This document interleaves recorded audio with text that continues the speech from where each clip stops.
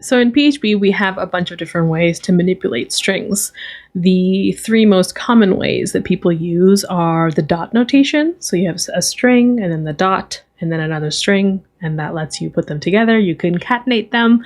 You have things like the sprintf function, which let you do some really fancy things with a string. And then you have in-string variables where you have a string that's in double quotes, and then you can plot a PHP variable in there.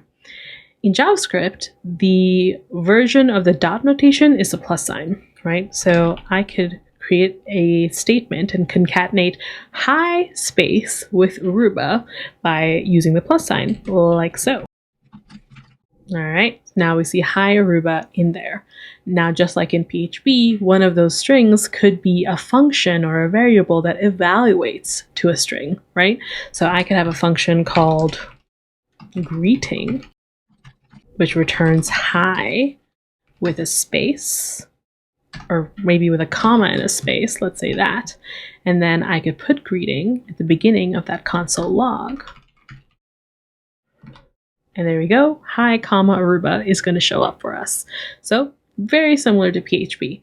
Now, in JavaScript, we don't have a built-in function like sprintf, but we do have something similar to that in-string variable, and that is template literals. So how do those work? Let's say that we have a bunch of information here. Player 1, Sophia, player 2, Noor, and then a constant called playing game, which is currently set to true. And we want to create a string that says Sophia and Noor are playing a game. So we can do that with template literals. I'm going to create a new const, I'm going to call it game, and I'm going to start this string not with regular quotes, but in backticks. And here I'm going to open up with a $sign and then the curly braces and type in player 1.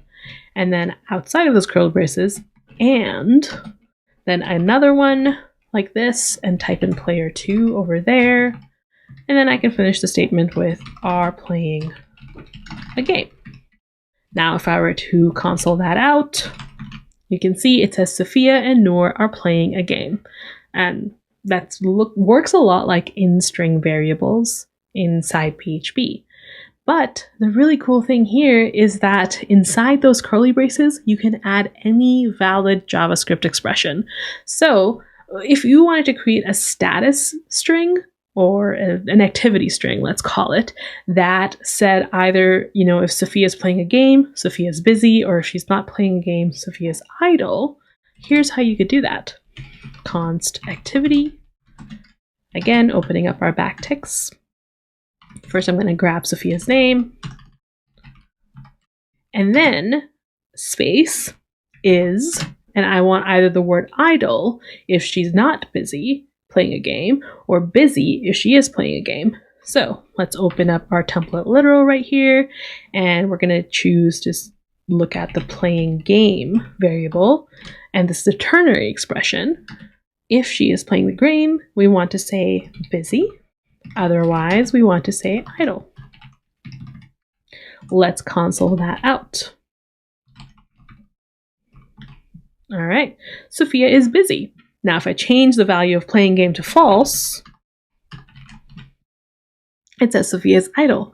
So this is really cool, and you can do a lot of funky things with this. So to recap, template literals are really great in JavaScript, and inside those curly braces, you can put any valid JavaScript expression. Not a statement, but an expression like we covered in lesson number 1. And you can make any kind of string with that.